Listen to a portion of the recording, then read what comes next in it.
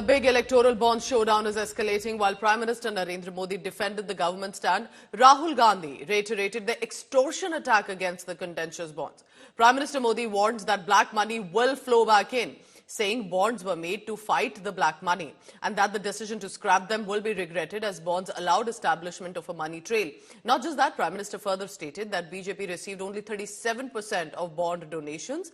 It was opposition parties who received the bulk of it at 63% in total. Congress MP Rahul Gandhi has hit out at Prime Minister Modi's claim, calling electoral bonds the biggest extortion scheme in the world, alleging PM Modi is the mastermind of this extortion network. ये तो electoral bond की success story है कि electoral bond थे तो आपको trail मिल रहा है मनी का कि किस कंपनी ने दिया, कैसे दिया, कहां दिया। अब उसमें अच्छा हुआ बुरा हुआ वो विवाद का विषय हो सकता है, इसकी चर्चा हो।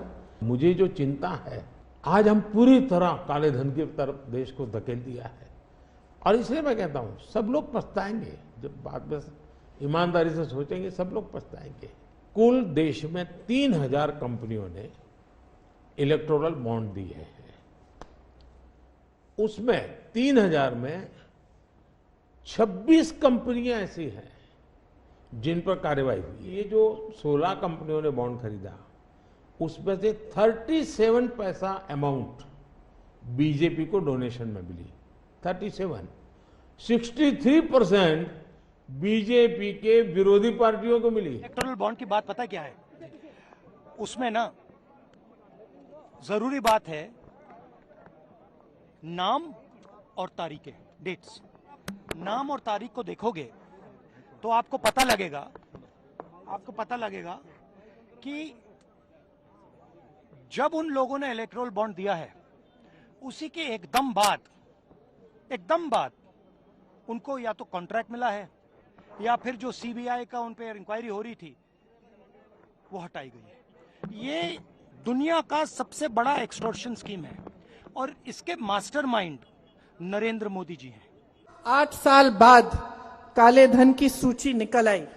ये लोग कहते हैं कि कम से कम इनका जवाब देखिए कि कम से कम सूची तो है। पहले पता नहीं चलता था कि राजनीतिक दल किससे चंदा ले रहे हैं, अब सूची तो है।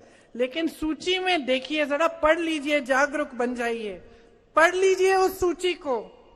उसमें कितने नाम हैं। आप जैसे मैंने कहा, कोविड के वैक्सीन वालों के, पुल के ठेकों वालों के, जिन्होंने सड़कें बनाई हैं, उनको जिनको ठेका दिया उससे चंदा लिया।